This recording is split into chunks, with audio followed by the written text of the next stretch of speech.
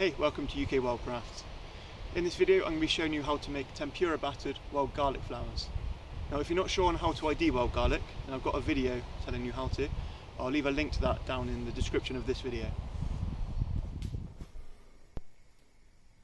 So tempura batter is a nice light, fluffy type of batter which is good for doing vegetables and seafood.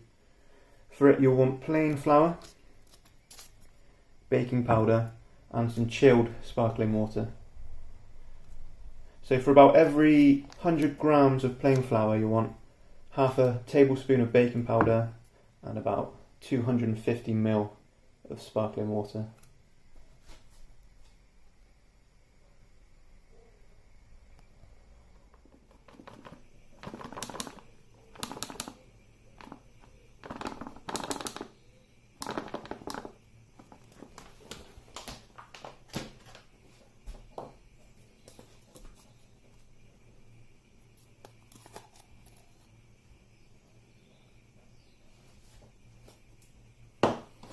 I'm just going to add in a little pinch of salt as well.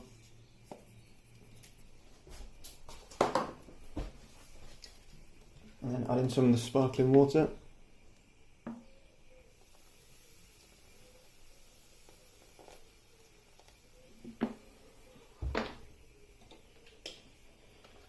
The trick is you don't want to over whisk it because that'll make it all glutinous.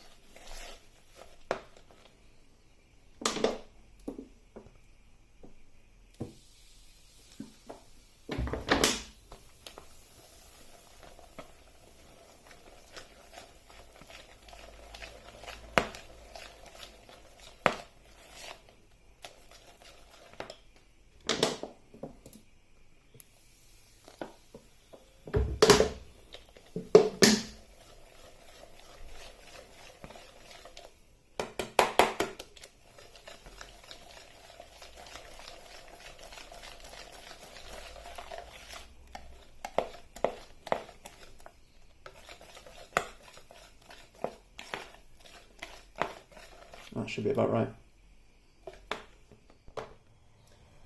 So next you want to heat up a pan of ordinary veg oil on like a medium heat.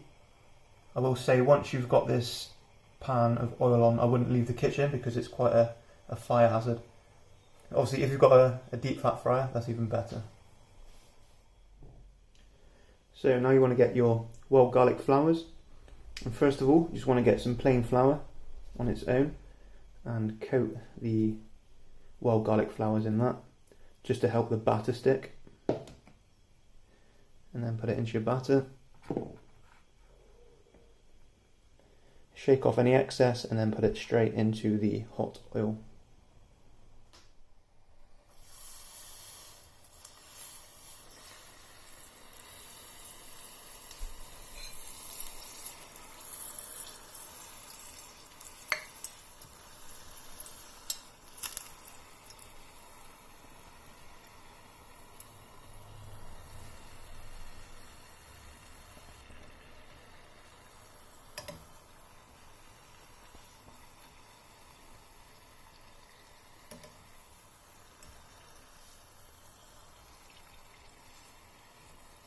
Once it's got a really nice golden brown colour, it should be ready.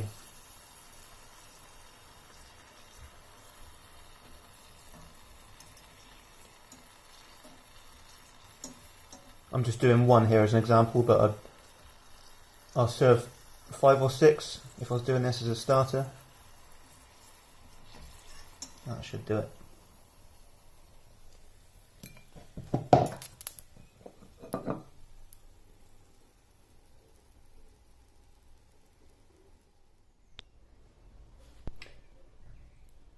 So for the sauce, I'm using common sorrel, which has got a nice citric taste, somewhere between lemon and apple peel, and I'm using some soya yogurt as well. Obviously you can experiment, you don't have to use these. So I'm just going to add these together and then give them a blend.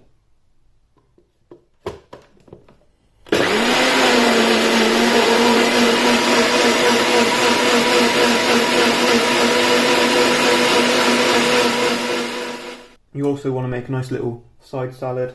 Again, you can experiment with whatever you want to use, but I'm just using some wild plants that I found. I'm using some garlic mustard, and that is ground elder, lady's smock, and some red clover flowers. So I'll just mix these all together in a mixing bowl. Actually, I'll keep those separate. I'll mix these together and then just put a little bit of olive oil through them.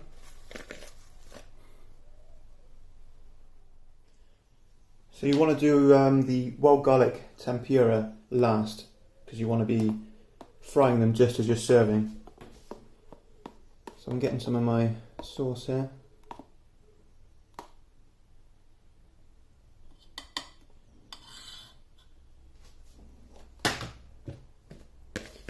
Some mixed greens. A few of my red clover flowers.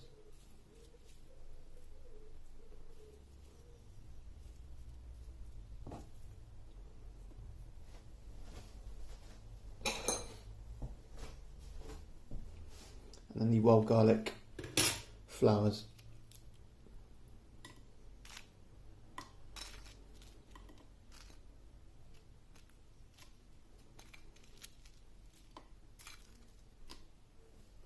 And there you have it, a nice simple starter with most of the ingredients coming from the wild.